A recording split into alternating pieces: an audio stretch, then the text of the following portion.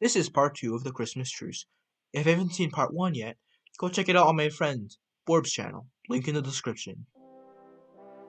In the middle of harsh winter conditions, soldiers were feeling miserable, the war was being hard, fought for almost no progress, and many soldiers failed to see the point.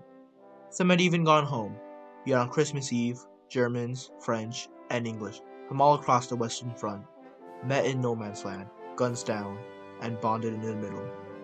The unbearable conditions of the soldiers suddenly improved. They were able to talk to the men they were just killing hours earlier. I remembered that they were all just human. Many generals, along with the Western Front, were harshly opposed to the idea of the truce, mainly for the reason that the war would be much harder to fight if the enemy was humanized. However, soldiers ignored their generals and met in the other side anyways. For the soldiers, it was a breath of relief to not be able to think about the war.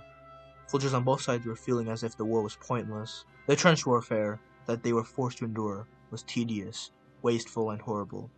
To live through, thousands of men lost their lives, and those who survived were traumatized with shell shock and PTSD.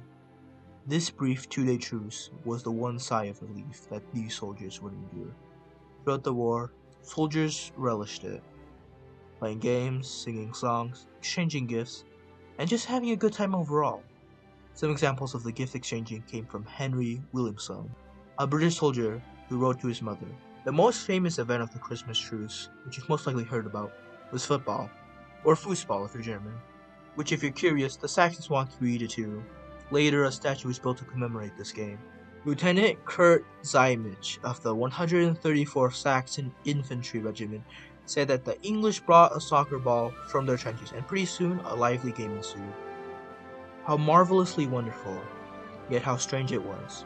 This brief truce also allowed to give the fallen soldiers the proper burial. The Christmas Truce, in the Western Front at least, pretty wholesome and nice. Let's talk about where it went south. Let's move over to the Eastern Front.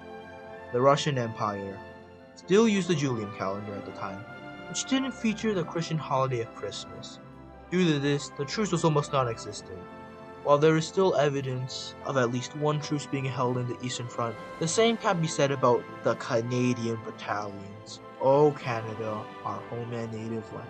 Where if a truce was attempted, it almost always ended with a bullet to the skull. Yikes. Not fun. On the Western Front, many soldiers hoped that this could be the end of the war, but unfortunately, this story does not have a happy ending. While the Christmas truce was a great thing in the moment, the aftermath was less than pleasant. On the 26th of December, the soldiers were forced back into the trenches and forced to continue battle. The unbearable war conditions were made even worse. The people, who had just become friends a day earlier, were forced to shoot each other in combat once again. The generals who gave this command were naturally highly disliked, but there was nothing the soldiers could do. The aftermath of the Christmas truce, specifically how the generals handled it, is a display of some of the horridness the soldiers had to endure. The following Christmas, both soldiers begged for another truce in 1915, but the generals shut it down immediately. There would be no ceasefire in the war until the armistice on November 11th, 1918, to bring an end to the war. While the truce itself is a testament of why war ultimately solves nothing, the days following were the days where the soldiers suffered the most. And yet, this war caused only half the damage of World War II. War is horrible, yes, but the Christmas truce shows what happens when true, honest human nature comes to the surface. Thank you for watching. Merry Christmas and Happy Holidays. Woo tee hee, I am a saucy bot.